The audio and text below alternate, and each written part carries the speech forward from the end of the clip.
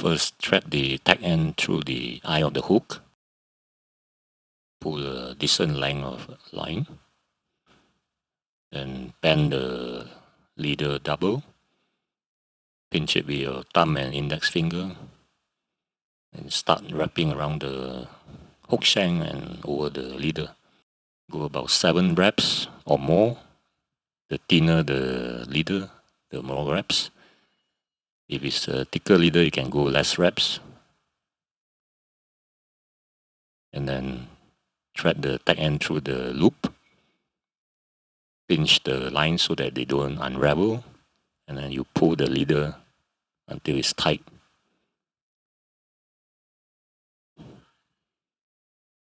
And there you have it. The Snell hook. Then make sure it's tight. Pull it with a plier. Snip off the tag end. If you need to snell another hook, you do basically the same thing. Thread the leader through the hook eye. Just space out the hook to the distance that you want before snelling the second hook. And then just wrap it back.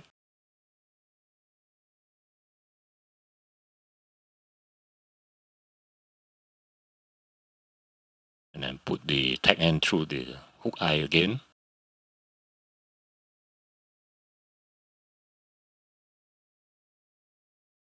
And that's it. Very simple. This is very strong. It will never come off.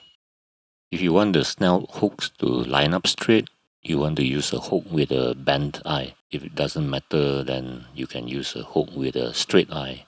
One alternative is to use a straight eye hook as the trailing hook, and it can be free swinging. You can tie a non-slip loop knot to the trailing hook, and then you snell the second hook. So this way you have a hook that's running straight, and then the trailing hook will be free swinging. If you want to learn how I tie the non-slip loop knot, I have a video showing that. I'll leave a link down in the description below. So when do we normally use this double snout hook rig? One is rigging dead baits. You can have one hook in front and the other at the back. The other is rigging live bait, one hook behind the head and the second hook behind the dorsal fin. Or another way is to have one hook behind the head of the live bait and the second hook just left dangling. You can also use the same knot that I've shown and snell them using wire trays. There you have it. The one with the trailing hook that's free swinging using the non-slip loop knot. These are some examples of how snell knots are used on tube flies, mainly for big fish such as sailfish. They are threaded through the tube in the center of the fly. If you would like to see more of these big flies, sailfish flies, the ones that we use, let me know in the comment below and I'll make a video about them. Some of these flies will require bead and foam to space the hooks out. If you find this video useful, please hit like and share. That will help to get this video out to more people. Thank you for watching. Catch you guys in the next one.